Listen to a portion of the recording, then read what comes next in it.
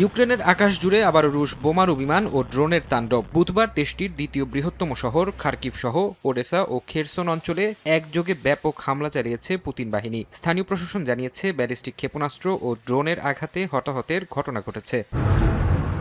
পাল্টা আঘাত হানছে ইউক্রেনও। রুশ সীমান্তবর্তী এলাকাগুলো লক্ষ্য করে ড্রোন হামলা অব্যাহত রেখেছে জেলেনস্কি বাহিনী। বিভিন্ন আন্তর্জাতিক গণমাধ্যম বলছে এসব হামলায় টার্গেট করা হচ্ছে রাশিয়ার তেল শোধনাগারগুলো।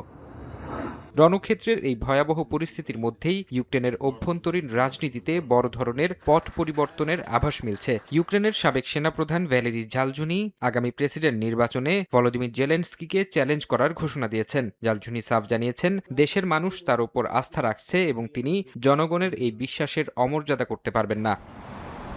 ইউক্রেন সংকট সমাধান নিয়ে মার্কিন নীতিতে কোনো পরিবর্তন এসেছে কিনা সে বিষয়ে রাশিয়াকে আনুষ্ঠানিকভাবে কিছুই জানানো হয়নি বলে দাবি করেছে মস্কো। এক সংবাদ সম্মেলনে রুশ পররাষ্ট্র মন্ত্রণালয়ের মুখপাত্র মারিয়া জাখারোভা জানান, দ্বিপাক্ষিক যোগাযোগের মাধ্যমে মার্কিন প্রশাসন তাদের অবস্থানের কোনো রদবদলের কথা ক্রেমলিনকে অবহিত করেনি। তবে যুদ্ধ থামাতে মার্কিন প্রেসিডেন্ট ডোনাল্ড ট্রাম্পের আন্তরিকতা নিয়ে কোনো সন্দেহ নেই উল্লেখ করে মস্কো বলছে, আলাস্কা সম্মেলনের বোঝাপড়া অনুযায়ী যে কোনো ন্যায্য ও টেকসই সমাধানের প্রস্তাব বিবেচনা করতে তারা এখনও প্রস্তুত।